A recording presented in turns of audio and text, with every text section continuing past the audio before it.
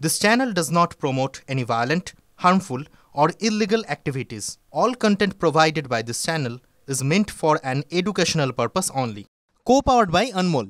যখন খেলা জমবে আনমোল মারি প্লাসই জিতবে।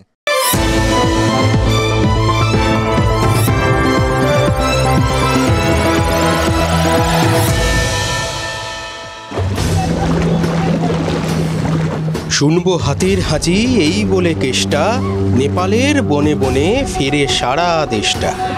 সুরে সুর সুরে দিতে নিয়ে গেল কঞ্চি, সাত জ্বালানো শ্রিয় রেখেছিল সঞ্চি। জলকাদা ভেঙে ভেঙে করেছিল চেষ্টা, হেঁচে 2000 হাঁচি মরে গেল শেষটা। কেসটা শুনে আবার ভাববেন না যেন উনি বীরভূমের কেউ। হাতির হাঁচি ছড়াটা রবীন্দ্রনাথ লিখলেও এই কেসটা তিনি সেই কেসটা নন। মানে রবীন্দ্রনাথ যে কেসটার কথা লিখেছিলেন সেই কেসটা নিশ্চয়ই আপনি যার কথা ভাবছেন তিনি নন। সে যাই হোক, কেসটা যিনিই হন, হাতির হাঁচি শোনার জন্য কষ্টটাই না করেছিলেন ভাবুন তো। নেপালের বনে জঙ্গলে ঘুরে জল কাদা মেখে ঠান্ডা ঠান্ডা লাগিয়ে শেষে নিজেই হাঁচতে হাঁচতে মরে গেছিলেন বেচারা। এত কষ্ট টষ্ট না করে যদি ওই ডুলুং নদীর পাড়ে আজ দাঁড়াতেন তাহলে আমি নিশ্চিত ওই হাতির হাঁচি তিনি অ্যাবসলিউটলি শুনতে পেতেনই পেতেন। এই বাদল দিনে একটা ঠান্ডা ঠান্ডা ভাব মাঝে মধ্যে, আবার ওদিকে গরম, এরকম সময়গুলো শরীর খারাপ হওয়ার জন্য কিন্তু আদর্শ। তার মধ্যে নদীতে নেমে এই রকম দস্যিপনা যদি করে, এরকম জল ঘাটে, হাতিদের ঠান্ডা তো লাগবেই লাগবে। হাতিরা অবশ্য ভাগ্যবান, তাদের জমায়েতের জন্য অনুমতি লাগে না। আর ঝাড়গ্রামের ডুলুং নদীতে এরকম বিরাট ঝাঁক নিয়ে ইচ্ছে মতো নেমে পড়েছে। কাল আবার ইচ্ছে হলে দল বেঁধে কাছেই চিল্কিগড়ের কনক দুর্গার মন্দিরে পুজো দিতে যাবে। এই সমস্ত যাচ্ছে যাক, এখন যাচ্ছে যাক, তো ভুলেও যেন পুজোর সময় এরকম ভিড় করে কলকাতায় না আসে। কারণ এই বছরের পুজোয় কলকাতার ভিড় নিয়েই নাকি একটা বড় সংশয় তৈরি হয়েছে। বড় বড় পুজো কমিটিগুলো, যাদের মধ্যে ওই ভিড়ের প্রতিযোগিতা হয়, কার পুজোয় কত বেশি মানুষ এলেন, কত বেশি মানুষ দেখলেন, কত বেশি মানুষ লাইনে দাঁড়িয়ে থাকলেন, এসব নিয়ে তো রেষারেষি চলে। সেই পুজো কমিটিগুলো নাকি ভিড় নিয়ে বেজায় ভীত হয়ে পড়েছে, জানেন তো। চায়ের সাথে টাও চাও, এই মারিতেই হদিশ পাও, আসল মারি দিচ্ছি মোরা, ওদের এখন কপাল পোড়া। খাচ্ছি মোরা খাচ্ছি দেখো, আসছে মনে খুশির ভাব, ডুবছে ওরা ডুবছে দেখো, আনমোল মারি লাজবাব। যখন খেলা জমবে আনমোল মারি প্লাসই জিতবে। ভিড়ের মতিগতি কি হতে পারে এই নিয়ে মনে হচ্ছে এরা একটু আগাম শঙ্কিত। হলো কি হলো না, বেশি হলো যদি না হয়, এই এক মানে খ্যাতির বিড়ম্বনা বলে যাকে বলে না, এটা হচ্ছে তাই। লোকজন আসে, মুখে মুখে নাম ফেরে, এটা খুব ভালো জিনিস। কিন্তু যে মুহূর্তে এটা আপনার মাথার মধ্যে ঢুকে যাবে তখন তো যদি লোক না আসে মাথা খারাপ, সেটাই হচ্ছে নাকি মনে হচ্ছে, জানেন তো। দেখুন, আলিপুরের ধনধান্য অডিটোরিয়ামে কলকাতা পুলিশের সাথে সমন্বয় বৈঠকে এই পুজো কমিটিগুলো বসেছিল। প্রত্যেকবারই বসে, এবারও বসেছে।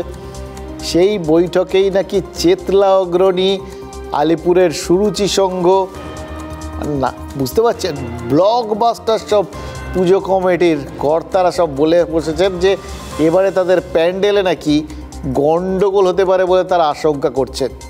ভাবতে পারেন, এখন আর 2 সপ্তাহ বাকি নেই পুজোর, সেই অবস্থায় এরকম সব বড় বড় পুজো তারা কিনা আশঙ্কা করছেন তাদের প্যান্ডেলে গণ্ডগোল হতে পারে। কিসের আশঙ্কা? হঠাৎ করে এরকম গণ্ডগোল হবেই বা কেন? উত্তর আছে, জানেন, এদের সাথে কথা বললে জানতে পারবেন। উত্তর তো তাদের কাছে আছে, তারা তাদের মতো করে বলছেন। আমরা যেটা বুঝছি, উত্তর যেটা হতে পারে, এক, তিলোত্তমার ধর্ষণ আর খুনের জন্য বিচারের দাবি, সেটা তুলে যদি কেউ প্রতিবাদ করে সেই আশঙ্কা।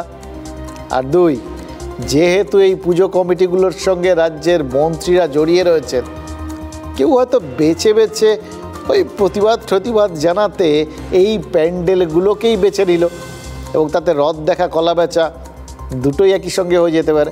মানে প্রতিবাদে প্রতিবাদ হলো, আর পাশাপাশি রাজনৈতিক উদ্দেশ্যে ব্যাপারটাকে একটা ষড়যন্ত্রও করে নেওয়া গেল।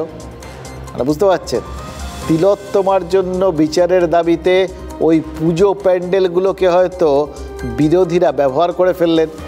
আর আরজিকর কাণ্ডের প্রতিবাদ প্রথমে অরাজনৈতিকভাবে শুরু হয়েছিল, এটা ঠিক, কিন্তু যত দিন যাচ্ছে ততই প্রতিবাদের দখলদারিতে তৃণমূল, সিপিএম বা বিজেপির মধ্যে একটা কম্পিটিশন শুরু হয়ে গেছে। এটা তো এখন জলের মতো পরিষ্কার। কাজে পুজোকে প্রতিবাদের মঞ্চ হিসেবে ব্যবহারের রাজনৈতিক পরিকল্পনা তো থাকতেই পারে, সেই ভয়টাই পাচ্ছেন নাকি? কি কাণ্ড বলুন তো যদি তাই হয়। এই সবে গত বছর ইউনেস্কোর হেরিটেজ স্বীকৃতি পেয়েছে কলকাতার দুর্গাপুজো, 1 বছরও কাটেনি, এর মধ্যেই বিরোধীদের নজর পড়ে গেল এর ওপর। এরকমই তো ভাবছেন বিরোধী প্রতিবাদের চোনা পড়তে পারে, যদি পড়ে যায় কি হবে ভাবতে পারছেন? একটা জিনিস সবে আন্তর্জাতিকতার ছোঁয়া লাগছিল, তার আগে এরকম যদি প্রতিবাদ হওয়ার ভয় লেগে যায় তাহলে রেপুটেশনে ধাক্কা লাগবে না? বিগ বাজেটের পুজোগুলো কি সেই আশঙ্কাই করছে নাকি? যারা প্রতিবাদ করছে, প্রতিবাদ করতে তাদের অধিকার আছে, করবে। যদি শান্তিপূর্ণভাবে কেউ কিছু বলে আমরা কি করব? জাস্টিস দরকার, সেটা সবাই চাইছে, আমরাও চাইছি। প্রতিবাদের জায়গায় হতে পারে হয়তো আমার সঙ্গে কেউ হয়তো দ্বিমত থাকতেই পারে, আমি প্রতিবাদ করব, তিনি তার জায়গাতে প্রতিবাদ করতেই পারে। আর আমরা পুজোটা যেহেতু দেখুন, পুজোটা তো একটা তো সারা বছর ধরে আমাদের করতে হয়, আমরা করে ফেলেছি, এখন তো আমাদের কিছু পিছিয়ে আসার কোথাও জায়গা নেই। পুজোটা পুজোর মতন হোক, প্রতিবাদের জায়গায় হোক, প্রতিবাদ চলছে, তার বিচার আমরাও বিচার চাইছি। চালা আমি আরে আজকাল মেয়েরা প্লেন চালাচ্ছে। अनमोल ड्रीम लाइट खास्ता बिस्कुट খুব তাড়াতাড়ি শিখে গেলে। কাল থেকে প্লেন চালাতে শিখবো। স্বাদ স্বপ্নের। সব উদ্যোক্তাই তো চান যাতে ভিড় বেশি হয়, এতদিন ধরে তো তাই চেয়ে এসছেন। বেশি লোক টানতেই তো তারা সারা বছর এত খাটাখাটনি করেন, এত বাজেট, এত চাঁদা তোলা, এত মাথা ঘামানো, রাগঢাক, গুড়গুড় পরিকল্পনা, সব তোই পুজোয় ভিড় টানার জন্য আর অন্যকে টেক্কা দেওয়ার জন্য। এবার কোনো পুজোয় বেশি ভিড় হলে, ভিড় তো হতেই পারে, সবাই যখন ভিড় টানার চেষ্টা করছেন তখন তো যে কোনো জায়গায় ভিড় হতেই পারে। এবার যদি ভিড় হয় সেটা কন্ট্রোলের দায়িত্ব কার? নিঃসন্দেহে রাজ্যের, মানে পুলিশ প্রশাসনের। কিন্তু দেখুন, কোথাও গিয়ে মনে হচ্ছে জানেন তো, প্রশাসন কি কোথাও এবছর ওই দায়িত্ব পালন করতে অসুবিধা হবে বলে মনে করছে? ভাবুন, মানে যদি তাই না হবে তাহলে কেন পুজো নিয়ে এবছর এত কনফিউশন তৈরি হচ্ছে বলুন তো? এই কয়েকদিন আগে কলকাতা পুলিশ নির্দেশিকা জারি করে জানিয়ে দিল যে 25 সেপ্টেম্বর থেকে 23 নভেম্বর পর্যন্ত ওই ধর্মতলা চত্বরে 163 ধারা জারি থাকবে। 163, আগেকার ওই 144 ধারার মতোই আর কি। এই সময়ের মধ্যে ধর্মতলা চত্বরে 5 জনের বেশি জমায়েত করতে পারবেন না কেউ। লাঠি বা অস্ত্রশস্ত্র নিয়ে মিছিল করা যাবে না। দেখুন, এরপরেই তো প্রশ্নটা উঠে গেছে, লাঠি বা অস্ত্রশস্ত্র নিয়ে মিছিল টিছিল করা যাবে না, এগুলো না হয় মেনে নেওয়া গেল, সত্যি শুধু পুজোর সময় এসবের কী কাজ। কিন্তু তাহলে 5 জনের বেশি জোট হতে পারবেন না? তাহলে কি মধ্য কলকাতার ওই ধর্মতলার আশেপাশে যে পুজো টুজোগুলো হয় সেই পুজোগুলোতে লোকে যাবে না? প্যান্ডেলে পাড়ার লোকেরা একসঙ্গে বসে গল্প গুজবও করতে পারবে না? অঞ্জলি বা সন্ধি পুজো যে সময় হোক, যে কোনো জায়গায় যে কোনো প্যান্ডেলে তো 5 জনের অনেক বেশি লোক জমায়েত হয়। এবার কি হবে? এই নিয়ে তো মামলা হয়েছে, আর এই মামলার শুনানিতে রাজ্য ব্যাপারটা খানিকটা পরিষ্কার করেছে। বলেছে ওই 2023 থেকেই ধর্মতলার মোড়ে এই বিধিনিষেধ আরোপ করা থাকে। আগে ওই বললাম আইপিসি অনুযায়ী 144 ধারা জারি হতো, এখন নতুন ন্যায় সংহিতা অনুযায়ী 163 ধারা জারি হয়। এবং এই বিধিনিষেধ ধর্মতলা মোড়ের ওই 50-60 মিটার চৌহদ্দিতেই সীমাবদ্ধ থাকে বলে রাজ্য জানিয়ে দিয়েছে। মানে আশেপাশের কোনো পুজোরই অসুবিধা হওয়ার কথা নয়। কিন্তু দেখুন, এরই মধ্যে আজ এসএসকেএম এর গণকনভেনশন থেকে ওই মহালয়ার দিন ধর্মতলায় মহাসমাবেশের ডাক দিয়ে ফেলেছে। মহালয়ার মানে বাবুর পিতৃপক্ষের শেষে তর্পণ, তারপর শুরু হয় দেবীপক্ষ, তারপর শুরু হয় উৎসব। মহালয়া 2রা অক্টোবর, সেদিন থেকেই হয়তো টুকটাক পুজো উদ্বোধনে বেরোবেন মুখ্যমন্ত্রী। এর আগের বার অবশ্য তারও আগে বেরিয়ে গেছিলেন, ফলে এবারও হয়তো সেটাও হয়ে যেতে পারে। মানে মোদ্দা কথা, পুজোর ফিতে ঠিতে কাটা তো ওই সময়ের আশেপাশেই শুরু হয়ে যাবে। পুজোর ফিতে কাটা হলেও মানুষ কি করবেন? তারা কি উৎসবে গা ভাসাবেন? এই চিন্তাটা আমার মনে হয় মমতা বন্দ্যোপাধ্যায়ের আছে, জানেন তো। সেজন্যই মুখ্যমন্ত্রী বলেছিলেন, মানে আগের থেকে আহ্বান জানিয়েছিলেন, এবার উৎসবে ফিরুন। রাতের বেলায় পুজোর সময় পুলিশ রাত জেগে পাহাড় দেয়, কোনো দুর্ঘটনা ঘটলে পাহাড় দেয়, দাঙ্গা হলে পাহাড় দেয়, দুর্যোগ হলে পাহাড় দেয়। কিন্তু প্রতিদিন রাতে আপনারা যদি রাস্তায় থেকে, অনেক মানুষ তো ডিস্টার্ব হয়, অনেক এলাকায় অনেক বয়স্ক মানুষ আছে, আমি অনুরোধ করব পুজোতে ফিরে আসুন, উৎসবে ফিরে আসুন। চকতে দিলে থাকবো মোরা পাশে তোমার সারাক্ষণ। খেলায় হেরে পাল্টি মারা মানবে না তো মনের যখন মন। খেলা জমবে আনমোল মারি প্লাসই জিতবে। ফিরবো বললেই ফেরা যায় নাকি, তাই না? 9ই আগস্ট আরজিকর হাসপাতালের ওই এমার্জেন্সি বিল্ডিংয়ের 4 তলায় চেস্ট মেডিসিনের পিজিটি তিলোত্তমার দেহটা তো উদ্ধার হয়েছিল। সবার তো এখনও মনে আছে, সবার এখনও মনে আছে। প্রথমে সেটাকে আত্মহত্যা বলে কেউ কেউ তার বাড়িতে খবর দিলেও আসলে ধর্ষণ আর খুনের অভিযোগটাই তো শেষ পর্যন্ত মান্যতা পাচ্ছে। আজ 27শে সেপ্টেম্বর, 1.5 মাস হয়ে গেল, অথচ এখনও জানা গেল না এই তিলোত্তমার ধর্ষণ আর খুনের পেছনে কারা ছিল, নাকি কেউ ছিল, একা নাকি অনেকে, এখনও জানা হলো না। জানেন তো কেন তিলোত্তমার এই পরিণতিটা হলো? নেহাতি বিকৃত মনস্ক বা অন্যরকম মনস্কদের টার্গেট হলো মেয়েটা, নাকি অন্যায়ের বিরুদ্ধে মুখ খুলেছিল বলেই তিলোত্তমার মুখ চিরকালের জন্য বন্ধ করে দেওয়া হলো? অর্থাৎ মুহূর্তের উত্তেজনায় ঘটে যাওয়া কোনো অপরাধ, নাকি পরিকল্পনা মাফিক ঘটানো একটা ক্রাইম? এই প্রশ্নগুলোর উত্তর না পাওয়া গেল না, এখনও হলো না। তিলোত্তমার ধর্ষণ আর খুনের তদন্তে শুধু একটা গুরুত্বপূর্ণ তথ্য সামনে এসছে। আজ বুধবার আদালতে পেশ করা হয়েছিল আরজিকরের প্রাক্তন অধ্যক্ষ সন্দীপ ঘোষ আর টালা থানার প্রাক্তন ওসি অভিজিৎ মণ্ডলকে। যথারীতি জামিনের বিরোধিতা করেছিল সিবিআই। বিচারক শিবাশিস দে সোমবার পর্যন্ত দুজনকে হেফাজতে রাখার নির্দেশ দেন, কিন্তু যখন কোর্টের অর্ডার কপিটা হাতে এলো না, তখনই দেখা গেল সবচেয়ে গুরুত্বপূর্ণ তথ্যটা। কি লেখা আছে জানেন? সেখানে বিচারক কি বলেছে জানেন? বলেছেন সিবিআই যে রিপোর্ট দিয়েছে তাতে তিলোত্তমার ধর্ষণ আর খুনের ঘটনায় সন্দীপ ঘোষের গুরুতর ভূমিকা রয়েছে বলে মনে হচ্ছে। ধারার বিশ্লেষণ করতে গিয়ে অর্ডারে বিচারক বলেছেন যে একটা অপরাধ সংগঠিত করতে ঘটনাস্থলে যে থাকতেই হবে এমনটা তো নয়। তার মনে হচ্ছে যা যা অভিযোগ সিবিআই করেছে, তদন্তে যদি সেগুলো সত্যি বলে প্রমাণিত হয়, তাহলে আরজিকরের প্রাক্তন অধ্যক্ষের নাকি ক্যাপিটাল পানিশমেন্ট মানে ফাঁসিও হতে পারে। আইন সেরকমই বলছে, যা বিরল থেকে বিরলতম অপরাধের ক্ষেত্রে সাধারণত হয় বলে আদালত জানাচ্ছে। আপনারা বুঝতে পারছেন কি ধরনের অভিযোগ তার বিরুদ্ধে রয়েছে? বুঝতে পারছেন এই অপরাধটাকে বা তার সঙ্গে যে সমস্ত অভিযোগগুলো জুড়ে গেছে সেগুলোকে বিরল থেকে বিরলতম অপরাধ বলে মনে হচ্ছে আদালতের, সেইভাবেই গণ্য হতে পারে। তাই এই পরিস্থিতিতে অভিযুক্তদের জামিন দেওয়া যাবে না বলে তো আপাতত বিচারক জানিয়েছেন। কিন্তু এই একটা তথ্য আরেকবার নাড়িয়ে দিয়ে যাচ্ছে। বোঝা যাচ্ছে যে কত কত বিষয় এখনো লুকিয়ে রয়েছে এই বিষয়ে। মানে এই যে ঘটনাটা মানে কি বলবো, কেস বলতে না ইচ্ছে করে না। এটা আমাদের নাড়িয়ে দেওয়া একটা এমন একটা ভূমিকম্প যেটা আমাদের চেতনা, মনন সব কিছুকে নাড়িয়ে দিয়েছে। ঝাঁকুনি ঝাঁকুনি। চালাও। আমি আরে আজকাল মেয়েরা প্লেন চালাচ্ছে।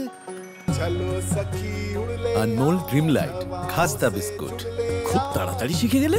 কাল থেকে প্লেন চালাতে শিখবো। স্বাদ স্বপ্নের। আরও একটা তথ্য যেটা বিভিন্ন সংবাদ মাধ্যমের কাছে এসছে, সেটা হলো, কিছু মনে করবেন না, মানে এটাও বলতে হচ্ছে কারণ এটাও বাস্তব। ঠিক যেরকম করে আপনাদের বলতে খারাপ লেগেছিল কিন্তু জানাতে বাধ্য হয়েছিলাম কিভাবে এই ডাক্তারি ছাত্রীকে নিয়ে নোংরামো করেছিল কে বা কারা জানি না, ঠিক সেরকম করেই এই তিলোত্তমার শরীরে দাঁতের দাগ মানে টুথ ইমপ্রেশন যেগুলো পাওয়া গেছে, সেগুলো যে পরীক্ষা করে দেখা হচ্ছে সেটাও বলতে হচ্ছে। অস্বস্তি লাগছে, বিশ্বাস করুন, এগুলো ঠিক বলার মতো বিষয় না আর কি। কিন্তু মুশকিল হচ্ছে কি, এখন তিলোত্তমার ক্ষেত্রে আপনার আমার সব্বার মনের মধ্যে তো একটাই প্রশ্ন, শাস্তি হবে, ধরা পড়বে, সিবিআই কি পারবে? এগুলোই তো আপনার আমার মধ্যে সব থেকে বড় প্রশ্ন। আমরা চাইছি, মনে প্রাণে চাইছি, বিশ্বাস করুন, আমি জানি আপনারা সবাই কোনো দিন হয়তো এইরকমভাবে প্রার্থনা করেননি একটা অপরাধীর জন্য, এক বা একাধিক অপরাধীর জন্য ধরা পড়ুক। এই দাঁতের দাগটার তাৎপর্য আছে। দাঁতের দাগ মানে টুথ ইমপ্রেশন, সেটা এখন অবধি যাকে ধরা হয়েছে এই ধর্ষণ আর খুনের দায়, সেই সঞ্জয়েরই কিনা তা নিয়ে তার মানে সিবিআইয়ের সংশয় আছে, তারা মিলিয়ে দেখতে চান এক কিনা। এবং এটা কিন্তু এই ধরনের অপরাধের ক্ষেত্রে একটা বড় প্রমাণ। দিল্লিতে নির্ভয়া কাণ্ডে নির্ভয়ার শরীরেও কিন্তু দাঁতের দাগ ছিল, কামড়ের চিহ্ন ছিল। বুঝতেই পারছেন, পশু না, পশু বলা উচিত না, মানুষেরই দাগ ছিল। এবার ফরেনসিক পরীক্ষায় সেই চিহ্নগুলোর সাথে অভিযুক্ত 5 জনের টুথ ইমপ্রেশনের মিল পাওয়া গেছিল। 5 জনকে দোষী সাব্যস্ত করে তাদের ফাঁসির নির্দেশ দিতে ফরেনসিক রিপোর্ট আদালতকে সাহায্য করেছিল। সুতরাং বুঝতে পারছেন, তিলোত্তমার শরীরে যে দাঁতের চিহ্ন রয়েছে তা যদি সঞ্জয়ের টুথ ইমপ্রেশন না হয়, তাহলে কার? এই নতুন করে তো একটা প্রশ্ন জন্ম নেবে। মিলে যদি যায় তাহলে তার কিছু বলার নেই, ধরে নিতে হবে কলকাতা পুলিশ চট জলদি 24 ঘন্টার মধ্যে যাবতীয় রহস্য একদম সুন্দরভাবে সমাধান করে ফেলেছে। নাকি আরও একটা প্রশ্ন উঠবে, কেউ বা কারা এত সুন্দরভাবে গোটা বিষয়টা চোখের সামনে তৈরি করে দিয়েছিলেন, একদম কোথাও কোনো নিখুঁত, কোথাও কোনো ফাঁক ছিল না পরিকল্পনার মধ্যে। এটাও তো কোনো কোনো মনে প্রশ্ন হিসেবে উকি দেবে, তাই না?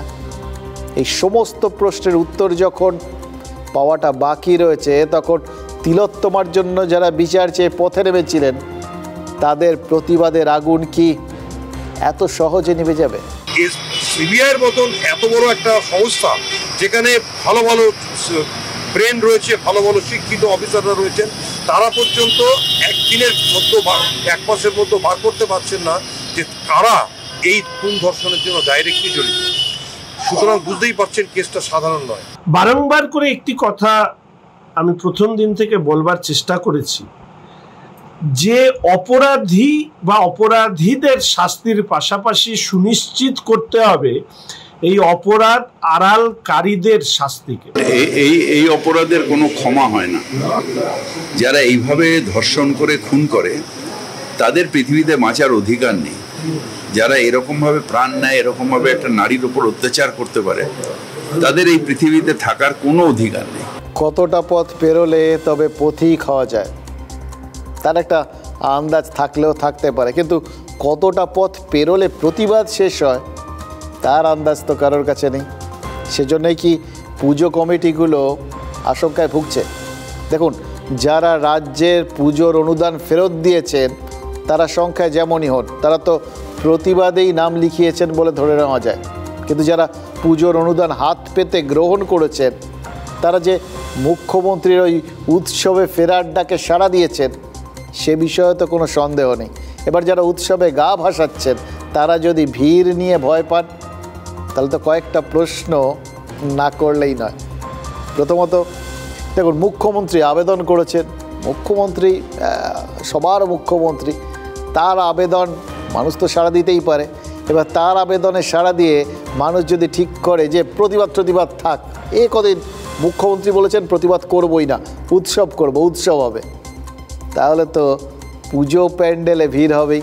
এবার সেই ভিড়ের মধ্যেই যদি কেউ আবার হঠাৎ করে মনে পড়ে যায় আরে বিচার পাওয়াটা তো বাকি আছে, যদি কেউ জাস্টিস ফর আরজি কর বলে হঠাৎ চেঁচিয়ে ওঠে, তাহলে অথবা ধরুন তার ওই চিৎকার শুনে আরও 2-4 জন যদি তাতে গলা মেলায়, তাহলে কি সেটাকে গণ্ডগোল বা অশান্তি বলা যাবে?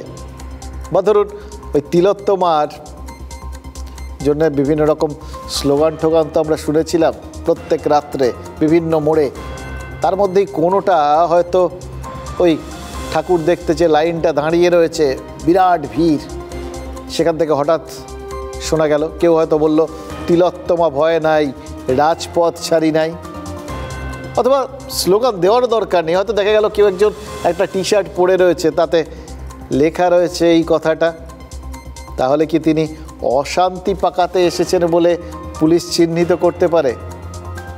দেখুন, প্রতিবাদের ভাষাটা না কেমন হবে, সেটা নীরব না সরব, সেটা আগাম বোঝা সম্ভব নয়। সুপ্রিম কোর্ট কিন্তু বলে রেখেছে কোনো রকম শান্তিপূর্ণ প্রতিবাদ কর্মসূচিকে পুলিশ আটকাতে পারবে না, এবং এখন পর্যন্ত এটা তো সত্যি অভূতপূর্ব একটা ঘটনা আমরা দেখছি।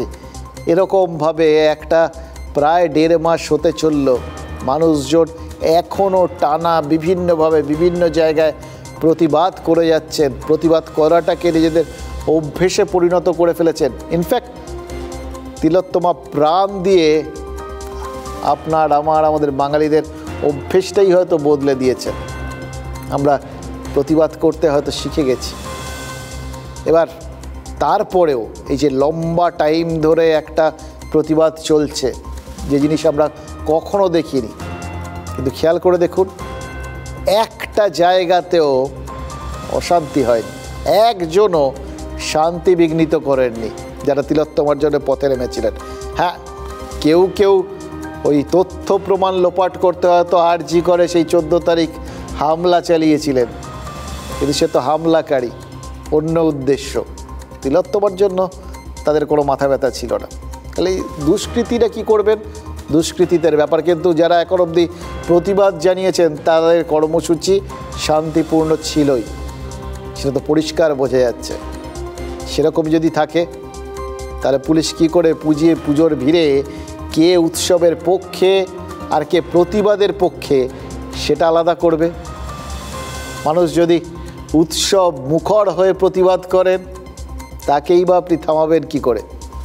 এটা কিন্তু কঠিন চ্যালেঞ্জ, যাই বলুন আপনি। আমার মনে হয় কি জানেন, এই চ্যালেঞ্জ থেকে পুলিশকে উদ্ধারের জন্য পুজো কমিটিগুলোর সামনে একটাই রাস্তা খোলা ছিল, আর সেটা হলো খারাপ পুজো করা। যে যত একদম সাদা মাটা পুজো করুন, যার যত নাম সে তত সাদা মাটা পুজো করুন, জাঁকজমক করে পুজো না করে কেউ যদি ওরকম সাধারণ মানের পুজো করে, মানে একটু লো বাজেটে নমো করে পুজো টুজো করে, সেই পুজোয় বাইরের লোক ভিড় করার চান্স কম। হ্যাঁ, তাতে পাড়ার লোকজন সবার যে ওই বড় পুজোর চাকচিক্যে ওই একটা ভেতরে যে আন্তরিকতা, সেটা খানিকটা প্রকাশ পাওয়ার ক্ষেত্রে অন্তরায় হয়ে যায়।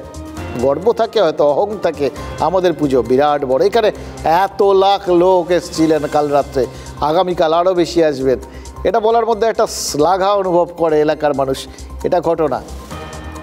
কিন্তু কোথাও গিয়ে একদম সেই আটচালার তলায় সবাই মিলে বসে একত্রিত হয়ে নিজেদের মনের ভাব বিনিময়, সেই মজাটা, সেই আনন্দটা থাকে কি? থাকতে পারে, যে যেরকমভাবে ভাবেন। দেখুন, এইটা তো নিশ্চিত যদি ওই বিরাট জাঁক জমক চাকচিক্য না থাকে, তাহলে কিন্তু পাড়ার লোকেরাই সেখানে ভিআইপি, বাইরের লোক থাকবেন না বললেই চলে। এটা যে শুধু আমরা বলছি তা নয়, এটাই কিন্তু আমরা যারা এই সমস্ত ব্যাপারে খুব পায়োনিয়ার আর কি, মানে কি করলে মানুষজন উন্নয়নের পথে হাঁটবে, কি করলে মানুষজন উৎসব মুখর হতে পারবে চলাম চলাম করে ঢাক বাজিয়ে, তারাও বলছেন, মানে অনুব্রত মণ্ডলও বলছেন। আজ নানুরের হাটসেরান্দি গ্রামে গেছিলেন তৃণমূলের বীরভূম জেলা সভাপতি। হাটসেরান্দিতে অনুব্রত মণ্ডলের পৈতৃক ভিটে, বুঝতেই পারছেন এরকম একটা জায়গা, তার মতো স্ট্রেচারের একজন লোক, সেখানে প্রত্যেকবারই ধুমধাম করে দুর্গাপুজো কালী পুজো হতো মানে এখনও হয়, এবারও হবে। এবার পুজোর প্রস্তুতি কতদূর সেটা তো এতদিন খোঁজ খবর নিতে পারেননি, অনেক দূর ছিলেন। পুজোর আগে ওই যেরকম প্রবাসীরা বাড়িতে ফেরে সেরকমই তিনি বাড়ি ফিরেছেন, গ্রামের বাড়িতেও সেই জন্য আজ গেছিলেন খোঁজ নিতে পুজোটা কত দূর এগোলো। সেখানে ন্যাচারালি লোকজনের মধ্যেও তো একটা কৌতূহল থাকে যে কীরকম হবে, এবার কীরকম হবে, এবার নিশ্চয়ই তিনি আছেন, নিশ্চয়ই এবার একটা জমজমাট ব্যাপার হবে, গতবার ছিলেন না। অনুব্রত মণ্ডল কিন্তু লোকের জল্পনায় পুরো জল ঢেলে ছেড়ে দিয়েছেন, বলেছেন এবছর আর তিনি পাত পেরে লোক খাওয়াতে পারবেন না, আগের মতো করে জাঁকজমক করে পুজোও করতে পারবেন না, কারণ তার নাকি টানাটানি চলছে, মানে আর্থিক অবস্থা নাকি ঠিক ভালো না। পুজো 4টে দিন আপনি কীভাবে কাটাবেন এবার? আমি আসবো মায়ের কাছে 12টা 12:30, মাকে প্রণাম করবো, মায়ের পুজো দেখবো, চলে যাবো। দাদা খাওয়া দাওয়া এবারে একটু অনেকেই জানতে চাই দাদা। না, আমি খাওয়ানো দাওয়া এবারে আমার খাওয়াতে বেশি ভালোবাসেন, কিন্তু আমার আর্থিক কন্ডিশন সেরকম, 2022 সালে পুজোর আগে গ্রেফতার হয়েছিলেন অনুব্রত মণ্ডল। 22-23 দুটো বছর পুজোয় কিন্তু গ্রামে থাকতে পারেননি। এবছর জামিন পেয়ে বোলপুরে ফিরেছেন। গ্রামের মানুষ তারা তো আশা করতেই পারেন না এবার পাত পেরে নিশ্চয়ই খাওয়াটা হবে, পুজোয় আনন্দ করবেন। তারা কি করে বুঝবেন বলুন তো? অনুব্রত মণ্ডল খরচা বেশি করতে পারবেন না, কারণ তিনি তো বললেন সেটার বাইরেও আর কোনো কারণ থাকতে পারে। মানে ধরুন টানাটানির ব্যাপারটা অনেক রকম হয়, টানাটানি যাতে কেউ না করে সেই জন্য অনেক সময় টানাটানি হতে হয়। এখন যদি অনুব্রত মণ্ডল বেশি খরচা করেন বা লোক লস্কর ডেকে উৎসবে মাতেন, কোর্টে গিয়ে ইডি সিবিআই বলতে পারে হুজুর এই লোকটা কি প্রভাবশালী দেখুন, আর তার কত টাকা পয়সা, অঢেল টাকা পয়সা, আমরা আর কত আটক করেছি, তার বাইরেও কত রয়েছে ভাবুন, যেরকম ছাড়া পেয়েই অঢেল পয়সা খরচ করে লোক খাওয়াচ্ছে। মানে আমরা যা উদ্ধার করেছি তার বাইরেও কত লুকিয়ে রেখেছে ভাবুন, এটাও তো খুঁজে বার করা দরকার। সেটা বলে যদি তারা আবার ফের হেফাজতে চায়, যদি বলে যে প্রভাব না থাকলে 2 বছর গ্রেফতার থাকার পর ছাড়া পেয়ে তিনি ডাক দিলেন আর এত লোক চলে এলো, আর তিনিও এত খরচ করে তাদের সবাইকে যদি একবার নিজের কাছে টেনে নেন, অটোমেটিক্যালি তার প্রভাব তো বেড়ে যাবে। কাজে অনুব্রত মণ্ডলকে প্রমাণ করতেই হবে নামেই তালপুকুর, আদপে ঘটি ডুবছে না। আচ্ছা, যাদের অনুব্রত মণ্ডলের মতো ফের গ্রেফতার হওয়ার আশঙ্কা নেই, যাদের খরচ করায় কোনো বাধা নেই, যারা ভেবেছিলেন মুখ্যমন্ত্রীর কথাটা একদম অক্ষরে অক্ষরে পালন করে বেশ বড় করে উৎসবের আয়োজন করবেন, তাদের কি হবে ভাবুন তো? নদিয়া রানাঘাটের অভিযান ক্লাব, তারা তো ভেবেছিল জমাট করে উৎসব করবে, বিরাট মানে হাই লেভেলে, লিভ লাইফ একটা লং সাইজ করে আর কি। এবার তারা 112 ফুটের একটা প্রতিমা তৈরি করবে, মানে এক টানে পুজোটা কোন উচ্চতায় চলে যাবে ভাবতে পারছেন। কাজও শুরু হয়ে গেছিল, কিন্তু সেখানে তো আবার যে প্রশাসন প্রধানের কথায় তারা মেতে উঠে উৎসবে মাতছিলেন, সেই প্রশাসনই বাদ সেজে বসে আছে। জেলা শাসক তার রিপোর্টে জানিয়ে দিয়েছেন যে অত বড় প্রতিমা হলে সুরক্ষার ক্ষেত্রে সমস্যা হতে পারে, তাই পুলিশ দমকল কেউ ঝুঁকি নিতে চাইছে না। দেখুন পুজো হোক সবাই বলছেন, কিন্তু এত বড় প্রতিমা চলবে না। জেলা শাসকের এই রিপোর্টের পর অভিযান ক্লাবের 112 ফুটের প্রতিমা তৈরির অভিযানের কী হবে সেটা এখন নির্ভর করছে হাইকোর্টের ওপর। হাইকোর্ট সেখানে শুনানি চলছে, পরবর্তী শুনানিতে জানাবে 112 ফুটের প্রতিমা গড়ে রানাঘাটে পুজো হবে নাকি হাইট কমে যাবে। দেখুন মুখ্যমন্ত্রী কিন্তু গতকালই তার মত জানিয়ে দিয়েছিলেন, বলেছিলেন 112 ফুট কেন, আরও বড় প্রতিমা হোক, তার কোনো আপত্তি নেই, কিন্তু সুরক্ষা সেটা সবার আগে। অর্থাৎ উৎসবে ফিরুন কিন্তু শর্ত সাপেক্ষে। বুঝতে পারছেন তো শর্তটা কিসের? রানাঘাটের পুজো উদ্যোক্তারা বলছেন যে তারা নিজেরা চাঁদা তুলে পুজোর আয়োজন করেছেন, গ্রামবাসীদের কাছে জমি চেয়ে গত 6 মাস ধরে একটু একটু করে প্রতিমার প্যান্ডেল তৈরির কাজ চলছিল। এবার পুজোর একদম মুখে এসে প্রতিমা নিয়ে এভাবে আপত্তি তোলার কারণ কি? এতদিন কি কেউ দেখেননি? এতদিন কি কারোর মাথায় সুরক্ষার কথাটা ছিল না? একদম শেষ বেলায় এসে তাদের এভাবে মানে পুজোর আগেই জলে বিসর্জন দিয়ে দেওয়াটা তাদের পুজোটাকে কেন যে হলো সেটাই তারা বুঝে উঠতে পারছেন না। 112 মানে 412 করতে পারে, কিন্তু দেখতে তো হবে যে মানুষ দেখতে গিয়ে স্ট্যাম্পিডে মরে যায় পুজোর সময়, দায়বদ্ধতা যে ক্লাব করছে তার উপর থাকে। দায়িত্বশীল হয়ে সবাই করুন, আমার কোনো আপত্তি নেই। আপনি দেখাতে পারেন শুয়ে আছে, মায়ের নিজস্ব উচ্চতায় প্রায় 85 ফিট রয়েছে, তাহলে একে আমরা কিভাবে ছোট করে পুজো করব, যেখানে অসুরের উচ্চতায় 40 ফিট। তো কোনো হাত আছে কারো বড় কিছু থাকতেই পারে, না থাকার কিছুই নেই, বা কোনো রাজনৈতিক। আমাদের এই যে জমি, আমাদেরই জমি আছে 1 বিঘে ছাড়া, 6 মাস ধরে ছাড়া রয়েছে পুজোর জন্য। এত বড় একটা পুজো হবে, অঞ্চলের মানুষ আছে, গ্রামের মানুষ আছে, সবাই দিচ্ছে পয়সা, সবার টাকা, পাবলিকের টাকা নিয়ে আমরা তো পুজো করছি, আমরা তো সরকারের টাকা নিয়ে পুজো করছি না। খারাপ বলছি না, এসব বলতে গেলে এখন মাথা খারাপ হয়ে যাচ্ছে, ওই জন্য আমরা বলতে চাচ্ছি না কিচ্ছু। দেখুন লম্বা ঠাকুর হলেই ভিড় বেশি হবে, ভিড় বেশি হলেই স্ট্যাম্পেড হবে। ঠাকুর ছোট হলেও তো পুজো বেশ জাঁকজমক করে একটা অভিনব ধরনের হলে ভিড় তো হতে পারে। ওই বললাম সব বড় পুজো তো ভিড় করার জন্যই করে, এবার সেখানে কোথাও গিয়ে স্ট্যাম্পেডও তো হতে পারে, সেটা তো যে কোনো জায়গায় হতে পারে, তাই না?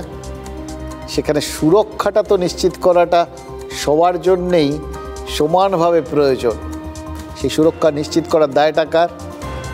রাজ্যের, মানে সোজা কথায় পুলিশ প্রশাসনের। এবার কোনো পুজোয় যদি সুরক্ষা নিশ্চিত করা না যায় তাহলে তো তার দায়ও পুলিশ বা প্রশাসনের। কমিটিগুলো ওই বললাম একে অন্যকে টেক্কা দেওয়ার চেষ্টা করবে, কেউ থিমে চমকে দেবে, কেউ আলোয়, কেউ বা এরকম প্রতিমা বানিয়ে। মনে পড়ে যাচ্ছে জানেন তো 2015 সালের কথাটা, কলকাতার দেশপ্রিয় পার্ক পুজো কমিটি বিশ্বের সবথেকে বড় দুর্গা বানিয়ে চমকে দিয়েছিল সবাইকে। দেশপ্রিয় পার্কের দুর্গার হাইট ছিল 88 ফুট, সেই পুজোর উদ্বোধন হয়ে গেছিল, কিন্তু পুলিশ সে বছর দেশপ্রিয় পার্কে সাধারণের প্রবেশ বন্ধ করে দিয়েছিল দুটো কারণে। সত্যিই অত বড় দুর্গা আগে লোকে দেখেনি, তাই হামলে পড়েছিল মানুষ, প্রচুর ভিড় হচ্ছিল, দেশপ্রিয় পার্কের ভেতরে ভিড় সামলাতে হিমশিম খেতে হচ্ছিল। এবার ভিড় সে তো সব জায়গাতেই হয়, শ্রীভূমি, নাকতলা, একডালিয়া, চেতলা, সুরুচি, সব জায়গাতেই তো মানুষ পাগলের মতো ভিড় করে। উদ্যোক্তারা তো এটাই চান। আর কলকাতা পুলিশও তো আমরা জানতাম ভিড় সামাল দিতে ওস্তাদ। প্রত্যেক বছর পুলিশ থাকে বলেই তো এত নির্বিঘ্নে এত বড় একটা উৎসব পার হয়ে যায়। সিরিয়াসলি অন্য সময় দেখবেন রাস্তায় যেটুকুনি জ্যাম ট্যাম থাকে কলকাতার, এই পুজোর সময় সেটুকুও থাকে না। এত নিখুঁতভাবে পুলিশ তাদের দায়িত্ব পালন করে। এই রকম একটা ব্যাপারে পুলিশ কাবু হয়ে যাবে, এটা কি এইভাবে ধরে নেওয়া যায়? দেখুন দেশপ্রিয় পার্কের পুজোয় 2015 সালে দর্শনার্থীর প্রবেশ নিষিদ্ধ করার পেছনে দ্বিতীয় কারণটাই ছিল ইম্পর্টেন্ট। অত বড় দুর্গা প্রতিমা তো, সেটার জন্য প্যান্ডেলে যেতে হচ্ছিল না, কোনো প্যান্ডেলই ছিল না অ্যাকচুয়ালি, কারণ 88 ফুটের দুর্গাটাই ছিল আসলে মণ্ডপ। দেশপ্রিয় পার্কের বাইরে রাস্তা থেকেই দেখা যাচ্ছিল, ফলে গড়িয়াহাট থেকে কালীঘাটগামী রাস্তা, মানে যাবতীয় জায়গা যেই দিক থেকে দেখা যাচ্ছিল সব দিকেই যানজট তৈরি হয়ে যাচ্ছিল। গাড়ির লম্বা লাইন লেগে যাচ্ছিল, লোকে রাস্তায় গাড়ি দাঁড় করিয়ে হাঁ করে ঠাকুর দেখছিল। এবার যে কোনো সময় অ্যাক্সিডেন্ট হতে পারত। এই চ্যালেঞ্জটাই পুলিশের কাছে নতুন ছিল। এর আগে এরকম পরিস্থিতিতে কলকাতা পুলিশকে কখনো পড়তে হয়নি। তাদের পরিকল্পনাটা একরকম ছিল আর তাদের সামনে কোশ্চেন পেপারটা অন্যরকম এসে গেছিল। আনসিন প্রশ্নপত্র থাকলে যা হয় আর কি, আপনি আমি হলে ফেল করি, কলকাতা পুলিশ ফেল করার কোনো রিস্ক নেয়নি, তাই জন্য তারা পুজোটাই মানে পরীক্ষাটাই বন্ধ করে দিয়েছিল। দেখুন, অত বড় দুর্গা দেখতে আসার ভিড় সামলানোর ট্রেনিং তার মানে তখন পুলিশের ছিল না, এটাই তো মোদ্দা কথা। পুলিশ তারা তো একটা প্রশিক্ষিত বাহিনী।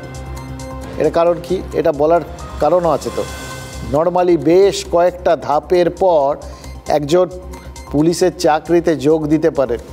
রিক্রুটমেন্ট হয়, বাছাই করার বেশ কিছু মাপকাঠি থাকে, শারীরিক মাপকাঠি বা অন্যান্য মাপকাঠি, তারপর ট্রেনিং এবং ট্রেনিং শেষে পোস্টিং। এটাই তো দস্তুর, মানে শিক্ষিত করে তারপর পুলিশকে রাস্তায় নামানোটাই দস্তুর। কারণ পুলিশ তারা কিন্তু আপনার আমার থেকে আলাদা, আমাদের নিয়ন্ত্রণ করেন তারা। ফলে তাদের সেই, আমরা তো পৃথিবীর মানুষ, তো মানুষের মতো বেয়ারা জিনিস গোটা বিশ্বে কোথাও তো নেই, মহাবিশ্বে কোথাও নেই। সুতরাং তাদের যারা সামলাবেন তাদের তো বিশেষভাবে শিক্ষিত, বিশেষভাবে দক্ষ হতেই হবে। তারপরে আমরা রাস্তায় যত পুলিশ কর্মীকে দেখি তারা ট্রেনিং পেয়েই রাস্তায় নামে। কিন্তু এখন যা কাজের চাপ বাড়ছে তাতে তো সরকারেরও মনে হচ্ছে সময়টা বাড়ন্ত, সময় অত দেওয়া যাবে না।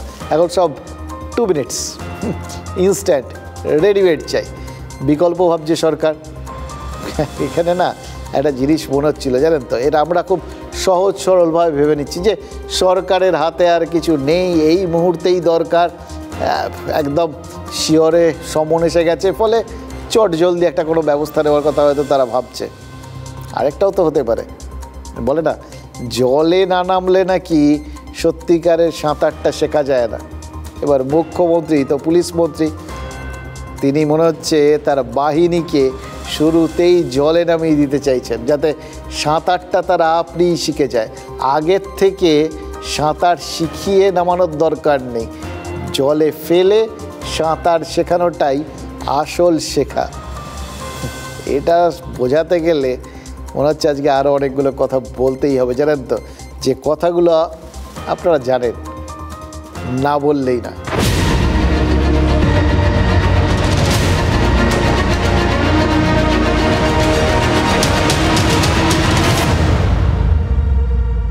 রাতটা কি সম্পারও ছিল না? মনে পড়ছে সেন্টেন্সটা? 16ই আগস্ট, এবারই 16ই আগস্ট বাঙালির বিবেকে খোঁচা দিয়েছিল বাংলার পুলিশ। রাত দখলের রাতে বাগুইআটিতে ইট উড়ে এসে বিধাননগর কমিশনারেটের কর্মী শম্পার মুখে লাগে। ঘটনায় 5 জনকে গ্রেফতার করে পুলিশ এবং জনতার হৃৎপিণ্ডকে টার্গেট করে সেই মোক্ষম তীর। রাতটা কি সম্পারও ছিল না? আসলে 16ই আগস্ট পুলিশ এই পোস্টটা করলেও যেদিন এই ঘটনাটা ঘটেছিল, অর্থাৎ শম্পার মুখে ইট লেগেছিল, সেই রাতেই তো আরজি করে লুম্পেন বাহিনী হামলা করেছিল। পুলিশ রোগীদের কম্বলের তলায় লুকিয়েছিল বলে অভিযোগ করেছিলেন হাসপাতালের কর্মীরা। মানুষ ছিছি করছিল, কারণ ওই আরজি করকে বাইরের এই লোকগুলোর হাত থেকে বাঁচাতে পারেনি পুলিশ। তাই হয়তো পুলিশও রক্তাক্ত শম্পাকে দেখিয়ে মানুষকে একটা ছি ফিরিয়ে দিতে চেয়েছিল। কিন্তু সেই তীর শুভেন্দু অধিকারী যে নবান্নের দিকে ঘুরিয়ে দেবেন সেটা জানলে বোধহয় পোস্ট করতো না পশ্চিমবঙ্গ পুলিশ, জানেন তো। একেবারে ব্যাচ নম্বর দিয়ে শুভেন্দু প্রমাণ করে দেন যে ঘটনা ঘটার সময় শম্পা প্রামাণিক একজন ট্রেনি ছিলেন। আইন শৃঙ্খলা রক্ষায় শম্পাকে নামানো বেআইনি। এবার তাহলে সেই বেআইনি কাজটা কে করলো? শুভেন্দু অধিকারীর দাবি ভুল, তিনি ভুল দাবি করেছেন, এরকম পাল্টা দাবি পশ্চিমবঙ্গ পুলিশ অন্তত করেনি। তার মানে শম্পা প্রামাণিকের উর্দিটাই সেদিন শুধু রক্তাক্ত হয়নি, সেই রক্তের ছিটে পশ্চিমবঙ্গ পুলিশের ইমেজেও লেগেছিল। তবে এই ধরনের কোনো পাল্টা তীর শুভেন্দু অধিকারী ভবিষ্যতে আর ছোড়ার স্কোপ পাবেন না, এটাও এখন নিশ্চিত হয়ে গেল। মানে যদি না আদালত বাধা হয়ে দাঁড়ায়। কারণ গতকালই নবান্নে মমতা বন্দ্যোপাধ্যায় ঘোষণা করে দিয়েছেন, এবার ট্রেনি পুলিশ বলে আলাদা করে কিছু থাকছে না। চাকরির প্রথম দিন থেকেই নিয়োগ, মানে পাকাপোক্ত পুলিশ। ওই এরপর তারা জলে নেমে, মানে প্রথম দিনেই জলে নামবে, নামার পর সাঁতার শিখবে কি শিখবে না সেটা তো পরের ব্যাপার। 12,000 পুলিশের রিক্রুটমেন্ট আটকে ছিল, এখন অর্ডারটা আসেনি, সোমবার সম্ভবত ওটা অর্ডার আসবে। এগুলো যে আগে হয়ে যেত আমরা রিক্রুটমেন্ট করে দিতে পারতাম। 12,000 সংখ্যাটা তো কম নয়, পুলিশের রিক্রুটমেন্ট করতে একটু টাইম লাগে। তাও আমি বলেছি বেশি টাইম না নিয়ে পুলিশের ডিউটিও করবে, আবার ট্রেনিংটাও নেবে। এইটা করলে আমরা কাজগুলো ওই 3 মাস 6 মাসের ট্রেনিং দেওয়ার প্রয়োজন নেই, কারণ আমার অত ম্যান পাওয়ার নেই, ম্যান পাওয়ারটা সব জায়গায় দিতে হয়। দেখুন, আসল পরিস্থিতিটা গুরুতর। 12,000 নিয়োগ বকেয়া পুলিশে, মানে কমপক্ষে 12,000 শূন্য পদ। এবার আইন শৃঙ্খলার ক্ষেত্রে 12,000 পুলিশের না থাকা মানে কিন্তু বিরাট বড় শূন্যতা। এই তো দেখলেন, এই কয়েকদিন আগে পর্যন্ত ওই কয়েক হাজার জুনিয়র ডাক্তার, মানে পুরোদস্তুর ডাক্তার না, তাদের জুনিয়র ডাক্তার বলতে হবে আর কি, তারা মানে ছাত্র ডাক্তার স্টাইপেন্ড পান, তারা না থাকায় সব হাসপাতালগুলোর থেকে চিকিৎসা ব্যবস্থাটাই প্রায় উঠে গেছে, এরকম বক্তব্য তো শুনতে পাচ্ছিলাম তো কয়েকদিনের মধ্যেই 7 লাখ লোককে ফিরে যেতে হয়েছিল চিকিৎসা না পেয়ে, 27 জন, তারপরে শুনেছিলাম 29 জন, যাই হোক সেগুলো নিয়ে অনেক রকম বক্তব্য আছে। এত মানুষ মারা গেছিল সব ওই জুনিয়র ডাক্তারদের ধর্মঘটের মানে কর্মবিরতির জন্য। সেখানে পুলিশের ওই 12,000 না থাকাটা কত বড় সমস্যা সৃষ্টি করতে পারে ভাবতে পারছেন? পুলিশের এমনিতেই সপ্তাহে নির্দিষ্ট উইকলি অফ বা ছুটি ফুটি বলে কিছু নেই, অধিকারই নেই। সেই কারণেই ক্ষতিপূরণের জন্য পুলিশ কর্মীদের বছরে 13 মাসের বেতন দেওয়া হয়। অত্যন্ত কঠিন এবং কষ্টকর পেশা, নিঃসন্দেহে এটা মানাটা উচিত, মানতে বাধ্য আমরা। কল্পনাতীত কাজের চাপ, জনসংখ্যা যে হারে বাড়ছে, পুলিশের সংখ্যা তো আরও বাড়ানো উচিত, কিন্তু সেইটা বাড়াতে যেটুকুনি আছে আপাতত ওই শূন্য পদ, সেটা চট জলদি ভরতে গেলেও তো এখন বুঝতে পারছেন যে চট জলদি রেডিমেড লোক ছাড়ার কোনো উপায় নেই, পাবেন কোথায়? তা বলে চাকরির প্রথম দিনেই ডিউটিতে, চাকরি করতে করতে ট্রেনিং হয়। ট্রেনিংয়ে কী কী থাকে? 1 বছরের প্রশিক্ষণ, সাব ইন্সপেক্টরের ক্ষেত্রে আরও বেশি সময়, তাতে শারীরিক প্রশিক্ষণ, অস্ত্র চালানো শেখানো হয়, আইন শেখানো হয়, কিভাবে এফআইআর করতে হয়, কিভাবে ধারা দিতে হয়, কোন অপরাধে কোন ধরনের ধারা দিতে হয়, এই সব শেখানো হয়। তার মধ্যে আবার জুলাই মাসে আইন টাইন বদল হয়েছে, ভারত মানে ন্যায় সংহিতা সেটা চালু হয়েছে। এটা এখনও তো কর্মরত পুলিশ কর্মীরাই ভালো করে রপ্ত করে উঠতে পারেননি। আইন না জানা কাউকে আইন রক্ষক কী করে করা হবে বলুন তো? এটাই জাস্ট বুঝতে পারছিলাম না। পুলিশের আরেকটা নাম তো আইন রক্ষক, তা তো আইনটা অন্তত জানতে হবে। পুলিশ মানেই তো রাস্তায় নেমে ওই আন্দোলনকারীদের ওপর লাঠি চালানো নয়, সে কাজটা কিছু বাহুবলী বাউন্সার মার্কার লোককে নিয়োগ করলেই তো হয়ে যাবে, সেটা তো নয়। পুলিশকে মনস্তত্ত্ব বুঝতে হয় এবং এই বিশেষ ধরনের ট্রেনিং থাকে। এই জন্যই তো আমরা বহু সময় আগে শুনতাম, জানেন তো, যে খেলার মাঠে গণ্ডগোল সামলানোর দক্ষতা কলকাতা পুলিশের মারাত্মক। তার কারণ ওখানে তাদের ওই 3টে ঘেরা মাঠ ছিল, 3টে কেন 4টে, মোহনবাগান, ইস্ট বেঙ্গল, মোহামেডান, এই 3টে মাঠ, প্লাস এপাশে ইডেন গার্ডেন্স, তারপর অত ময়দানের খোলা মাঠে খেলা। সারা বছর তাদের ও সমস্ত জায়গায় বিভিন্ন খেলার লোকজন, ভিড়, গণ্ডগোল সব সামলাতে হয়। ডাক্তারদের ক্ষেত্রে বলা হয় না, সে তত বড় সার্জেন হয় যে যত বেশি অপারেশন করে। এও তো সেরকম ব্যাপার, অভিজ্ঞতা, হাত মক্স যত বেশি হবে তত বেশি তারা দক্ষ হবেন। কিন্তু সে দক্ষতাটা তো প্রাথমিকভাবে তাকে সে দক্ষতা অর্জন করার প্রাথমিক পাঠটুকু দিতে হবে। প্রাথমিক পাঠটাও তিনি কাজ করতে করতে নেবেন। অপরাধের তদন্ত, প্রমাণ সংগ্রহ, অপরাধীর মনস্তত্ত্ব বোঝা, মাথা কাটানো, যেগুলো ট্রেনিংয়ে শেখানো হয়, সেগুলো কাজ করতে গিয়ে শিখে ফেলবেন? কে শেখাবেন? কীভাবে শেখাবেন? কাজ করার সময় শেখানো সম্ভব? না হলে তো ওই আরজি করের মতো তদন্ত হয়ে যাবে, সেমিনার রুম ঘেরা নিয়ে প্রশ্ন উঠবে, প্রমাণ লোপাটের অভিযোগ উঠবে। 14ই আগস্ট রাতে আরজি করে হামলা নিয়ে যে আগাম সতর্কতার অভাবটা ছিল, সেগুলো প্রতি পদে থাকবে। ওটা নয় ধরে নিচ্ছি হয়ে গেছে, এই তো এখন প্রত্যেক পদে হবে। পুলিশ যদি বিনা প্রশিক্ষণেই প্রথম দিন কাজে নেমে পড়ে, তাহলে এই সিভিকদের সঙ্গে তাদের তফাৎ কী রইল? শুধু উর্দি মাইনে। আনিস খানের রহস্য মৃত্যু মামলায় সিভিক ভলেন্টিয়ারের বাড়াবাড়ির অভিযোগ উঠেছিল।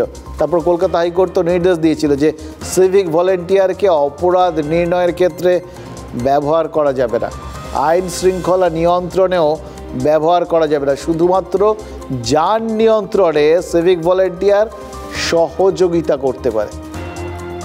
তিলোত্তমার ধর্ষণ আর খুনে অপরাধী হিসেবে কলকাতা পুলিশ যাকে হাজির করেছে, সেই সঞ্জয় রায়ও তো সিভিক ভলেন্টিয়ার। পুলিশের বাড়াকেই অবশ্য সে থাকতো, পুলিশের নামে রেজিস্ট্রেশন করা বাইক নিয়ে ঘুরে বেড়াতো। এবার হাসপাতালের নিরাপত্তায় সিভিক ভলেন্টিয়ার আর বেসরকারি নিরাপত্তারও কি ব্যবহার করা নিয়ে তো উষ্মা প্রকাশ করেছে সুপ্রিম কোর্ট। এত যখন বিভিন্ন জায়গায় আইন আদালতে ধাক্কা খেতে হচ্ছে, এবার যদি এই বিনা প্রশিক্ষণে পুলিশ নিয়োগের সিদ্ধান্ত হয়, তাহলে তো হাইকোর্টে জনস্বার্থ মামলা হতে বাধ্য। কারণ আইন শৃঙ্খলা রাজ্যের বিচারাধীন হলেও পুলিশ একটা দেশ জোড়া ব্যবস্থা। এক রাজ্য প্রথা ভাঙলে অন্য রাজ্যগুলোও তা অনুসরণ করতে পারে, কারণ সব রাজ্যেই পুলিশের আকাল রয়েছে। এবার তখন আবার মামলা করে নিয়োগে বাধা দেওয়ার অভিযোগ উঠবে। কিন্তু নিয়মে অনিয়ম বা দুর্নীতি যদি দস্তুর হয়ে দাঁড়ায়, তাহলে মামলা তো না হওয়াটাই অস্বাভাবিক। এটা সম্পূর্ণ বেআইনি কাজ এবং পুলিশের যে নিজস্ব হ্যান্ডবুক আছে, ট্রেনিংয়ের যে রুলস আছে, সেটাকে ভায়োলেশন করা হচ্ছে। তো সুরক্ষার সাথে কম্প্রোমাইজ হচ্ছে, বাংলার মানুষের সুরক্ষার সাথে কম্প্রোমাইজ হচ্ছে। মাননীয় মুখ্যমন্ত্রী মাঝে মাঝে তাকে স্বপ্নে কেউ দর্শন দিয়ে এইসব আইডিয়া দেয় কিনা আমার জানা নেই, কিন্তু একের পর এক এই ধরনের সিদ্ধান্ত নেন। মাঝে বলেছিলেন 7 দিনে নাকি উনি নার্স বানাবেন, তারপরে 6 মাসে ডাক্তার বানাবেন, এখনও পুলিশও বানাচ্ছেন, সবই সিভিকে নিয়ে চলে যাচ্ছেন। কলকাতা পুলিশের বিরুদ্ধে আরও একটা মারাত্মক অভিযোগ উঠেছে। তিলোত্তমার মৃত্যুর মাসখানেক আগের ঘটনা। 14 আর 15ই জুলাই ভিন রাজ্যে কর্মরত এক আইএএস অফিসারের স্ত্রীকে মাথায় বন্দুক ঠেকিয়ে ধর্ষণের অভিযোগ উঠেছিল। লেক থানায় নাকি দীর্ঘক্ষণ বসিয়ে রাখা হয় বলে ওই বিচারপতি রাজর্ষি ভরদ্বাজের এজলাসে অভিযোগ করেছে নির্যাতিতা। লঘু ধারায় নাকি মামলা করা হয়েছিল, অভিযোগপত্র বিকৃত করার চেষ্টা হয়েছিল বলে অভিযোগ। এফআইআর তুলে নেওয়ার জন্য থানায় বসেই অভিযুক্তের পরিবার নির্যাতিতাকে চাপ দেয় বলে অভিযোগ। ঘটনার 24 ঘন্টা পর নিগৃহীতার পোশাক আশাক বাজেয়াপ্ত করা হয়। পুলিশের অনীহা দেখে মহিলা নিজেই সরকারি হাসপাতালে গিয়ে নিজের মেডিকেল চেক আপ করার।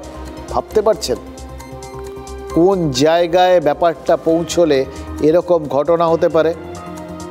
একজন নিগৃহীতা তিনি অভিযোগ জানাচ্ছেন শুধু নয়, তারপরেও পুলিশ কোথাও গিয়ে যেটা উপযুক্ত কাজ সেটা করছে না এটা মনে করে তিনি নিজে চলে যাচ্ছেন মেডিকেল এক্সাম করাতে।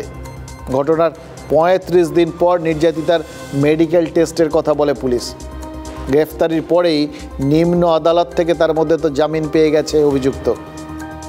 বিচারপতি রাজর্ষি ভরদ্বাজ সেই জামিনপত্র পাঠ খারিজ করে দিয়েছেন, আগাম জামিনও খারিজ করে দিয়েছেন। শুরুতে সঠিক ধারায় এফআইআর না করায় মামলা দুর্বল হয়েছে বলে খোদ হাইকোর্টের পর্যবেক্ষণ। ভেবে দেখুন তো, লেক থানার মতো অভিজাত এলাকায় পুলিশের কর্মদক্ষতা নিয়েই কি প্রশ্ন ছুড়ে দিচ্ছেন হাইকোর্ট? এবার নভিসদের তদন্তে নামিয়ে দিলে মামলা তো আরও দুর্বল হবে, প্রতি মুহূর্তে গণ্ডগোল হবে। তাহলে এই প্রস্তাবটা মুখ্যমন্ত্রী করলেন কেন? মমতা বন্দ্যোপাধ্যায় যেটা বললেন সেটা যে চ্যালেঞ্জ হতে পারে এই ভাবনা, এই সম্ভাবনা তার মাথায় নেই নাকি? দেখুন, মমতা বন্দ্যোপাধ্যায় কেন এই সিদ্ধান্ত নিয়েছেন আমরা জানি না, তার সিদ্ধান্ত তিনিই জানেন, কিন্তু তিনি কোথায় বলেছিলেন সেটা জানি। নবান্নে স্বাস্থ্য বৈঠকের পর সাংবাদিকদের মুখোমুখি হয়ে হঠাৎই পুলিশ নিয়োগ প্রসঙ্গে বলেছিলেন। কেন? এক, তিনি বেকার তরুণ সমাজকে বার্তা দিলেন রাজ্যের সরকার পুলিশে 12,000 নিয়োগ করতে চলেছে, অর্থাৎ আরও নিয়োগ। নিচুতলার পুলিশ কর্মীদের কাছেও বার্তা গেল তাদের কাজ কমাতে বা কাজের চাপ কমাতে আর কি সরকার শূন্য পদগুলো পূরণ করতে চলেছে।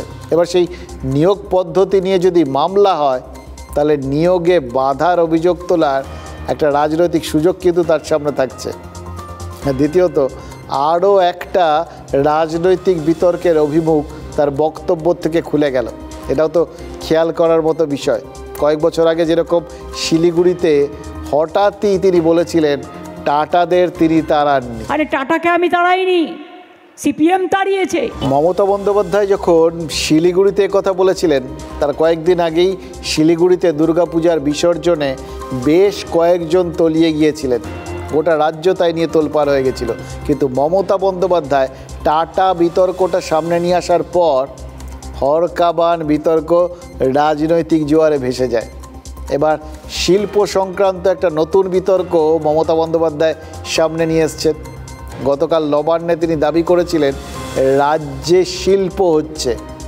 তিনি নিজে বর্ধমান থেকে আস্তে আস্তে দেখেছেন রাস্তার দুধারে একটুও জমি খালি নেই। আমি তো কালকে নিজে বর্ধমান থেকে গাড়িতে ফিরতে ফিরতে দেখলাম হুগলি হাওড়া ভর্তি হয়ে গেছে, দুপাশে আর একটুও জমি নেই, সবই ইন্ডাস্ট্রি, টোটালটাই ইন্ডাস্ট্রি।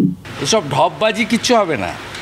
জমি নীতি যতক্ষণ না বদলাবে, আইন শৃঙ্খলা যতক্ষণ না ঠিক হবে, এই বাংলাতে কেউ ইনভেস্টমেন্ট করবে না। মাননীয় মুখ্যমন্ত্রীর প্রতি এবং তার দলের প্রতি আমার 100% বিশ্বাস আছে যে যদি সেমিকন্ডাক্টর নিয়ে ইনভেস্টমেন্ট নরেন্দ্র মোদীর দৌলতে বাংলায় আসে, 6 মাসের মধ্যে তৃণমূল তাকে ভাগাবে তোলাবাজি করে। মুখ্যমন্ত্রী যত বলবে তত তার পারিষদরা বলবেন, এই ছিল কথা। এখন দেখা যাচ্ছে পারিষদরা যে ভাষায় কথা বলছেন মুখ্যমন্ত্রী তাকে ইকো করছেন।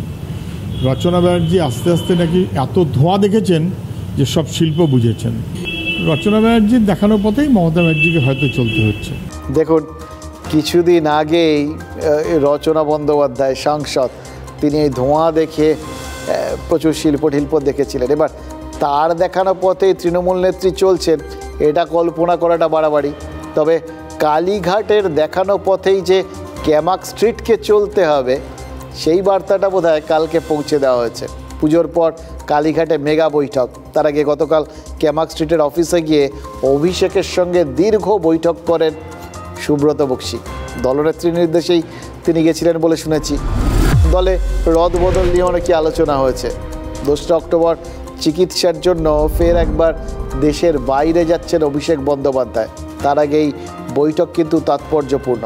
এদিকে ক্যামাক স্ট্রিটের অফিস থেকে এক কর্মী শেক্সপিয়ার সরণি থানায় গেছিলেন। তিনি মেয়র ফিরহাদ হাকিমের officer on special duty Kalicharan বন্দ্যোপাধ্যায়ের বিরুদ্ধে, মানে অভিষেক বন্দ্যোপাধ্যায়ের নাম করে তোলাবাজির অভিযোগ করেছেন। অভিযোগপত্রে বলা হয়েছে মেয়রের ওএসডি অভিষেক বন্দ্যোপাধ্যায়ের ঘনিষ্ঠ বলে পরিচয় দিয়ে অনেকের কাছ থেকে টাকা আদায় করে প্রতারণা করেছেন। ডিসি সাউথের কাছেও সেই অভিযোগপত্রের প্রতিলিপি পাঠানো হয়েছে। এটা আমি আগে কোনোদিন শুনিনি। তারপর যদি কোনো কমপ্লেন থাকে আমাকেই দিত, আমি ইনকোয়ারি করাতাম। এই ব্যাপারটা আমি ঠিক জানি না। যদি এরকম কোনো কমপ্লেন থাকে তো আমাকেই দিতে পারতাম, আমি ইনকোয়ারি করাতাম। সেটা বিভাগীয় ইনকোয়ারি করাতাম। নিশ্চয়ই করাতাম। একটা মানুষের নামে যদি এমনি কোনো অভিযোগ আছে আর ভিত্তি নেই, তখন আমি তাকে কী করে সরাবো? কালী টাকা তোলে, কালীকে দায়িত্ব দেওয়া হয়েছে তপসিয়ার যে তৃণমূল ভবন, যেটা ভেঙে নতুন করে তৈরি হচ্ছে, সে যিনি করছেন ওখানে তাকে কালীকে টাকা তুলে পেমেন্ট করতে হচ্ছে। অভিষেক ভাজা মাছ উল্টে খেতে জানেন না, ফিরহাদ হাকিম কিচ্ছু টের পান না, আর মমতা ব্যানার্জি তাই শুনিনি তো সব। কালীর 7টা ফ্ল্যাট আছে। অভিষেক ব্যানার্জি অভিযোগকারী, অভিযুক্ত ফিরহাদ হাকিম, এর পিছনে অন্য কোনো রসায়ন আছে কি? অস্বস্তিকর কারণ এটা যেখান থেকে এসছে সেটাও আমাদের দলের, আবার যে দপ্তরের সঙ্গে এই ভদ্রলোক জড়িত তিনিও আমাদের, সেই দপ্তরও আমাদের দলের পরিচালনার অধীনে রয়েছে। দুটো প্রশ্ন। প্রথম প্রশ্ন, বিরোধী দলনেতা তাহলে ঠিক কি বোঝাতে চাইলেন? আর দ্বিতীয় প্রশ্ন, এবারও কি রাজ্যকে বদনাম করার অভিযোগ উঠবে? দেখুন, এই প্রশ্নটা যে অস্বস্তিকর সেটা তো কুণাল ঘোষই বলে দিলেন। অস্বস্তি আরও বাড়িয়ে দিয়েছেন বিরোধী দলনেতা শুভেন্দু অধিকারী। এক্স স্যান্ডেলে তিনি ভিডিও পোস্ট করেছেন। 125 নম্বর ওয়ার্ডের তৃণমূল কাউন্সিলর ছন্দা সরকার এক প্রমোটারের সঙ্গে বসে টাকার লেনদেন করছেন। এবার ভিডিও পোস্ট করে এই দাবি তো করেছেন শুভেন্দু অধিকারী, মানে কোথাও গিয়ে তারা এই গোটা বিষয়টার সঙ্গে শাসক দলকে জড়িয়ে দেওয়ার চান্স পেয়ে সেটা কোনোভাবেই ছাড়তে রাজি নন। অনেস্টি বাগেরটা শুনিয়েছি যে ও স্কোয়ার ফিট হিসাবে নেয়, 150 টাকা করে নেয় স্কোয়ার ফিট। 150 টাকা স্কোয়ার ফিট? হ্যাঁ, ও 150 টাকা স্কোয়ার ফিট, আমরা যা স্কোয়ার ফিট আছে ওইটা বাঁচবে না। আমি সেটাও বলছি না, আমি সে কথা বলছি না। ও অত দরকার নেই, আমাকে 80 টাকা করে দিলেই আমাকে। এটা আমায় দেখতে হবে, কারণ ভিডিওতে সবসময় বিশ্বাস করা যায় না। বিশ্বাস করবে কে? আমি কোনো একটা প্রোগ্রাম করতে গেলে না, আমি আমার পেনশনের টাকা তুলে করি, কিন্তু তারাই আজকাল আমার পিছন থেকে ছুরি মারছে। কেন মারছে? সব ওদের মানে অন্যায়ের বিরুদ্ধে আমি গেছি তাই। এখন সহকর্মী যদি আমার নাম যদি বলে তা আমি কি বলবো? ওই ছবিটা উনার নয়, ওটা উনি বলেননি। মামলা করুন না, মামলা করুন। আমি বলবো ওই ভিডিওটা ফরেন্সিকে পাঠিয়ে দিতে, ওনার গলা থেকে কাকুর মতো ভয়েস স্যাম্পল নিতে। তারপরে যদি ভুল প্রমাণ হয় আমি ক্ষমা চেয়ে নেব। আমি তো প্রমাণ দিয়ে দিয়েছি। ছন্দা সরকার দাবি করেছেন ওই প্রমোটারকে তার সামনে হাজির করে অভিযোগ প্রমাণ করতে হবে। আর বিরোধী দলনেতা শুভেন্দু অধিকারী বলছেন অভিযোগ মিথ্যে হলে মামলা করুন। এবার তৃণমূল কাউন্সিলর মামলা করবেন কি করবেন না সেটা তো তার সিদ্ধান্ত, কিন্তু তিনি একবার বলছেন অভিযোগ মিথ্যা, আর একবার নিজের দলেরই শত্রু শিবিরের বিরুদ্ধে ফাঁসানোর অভিযোগ করছেন। তাহলে কুৎসা আর অপপ্রচার এই লাইনটা তিনি সঠিক ধরেছেন, কিন্তু শুভেন্দুর ভিডিও পোস্ট করা সত্ত্বেও নিজের দলের একাংশকেই তিনি দোষছেন, শুভেন্দু অধিকারী সম্পর্কে কিছু বলছেন না। এটা তো আজব কাণ্ড।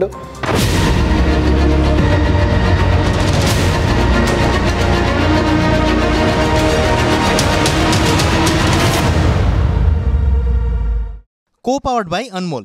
যখন খেলা জমবে আনমোল মারি প্লাসই জিতবে।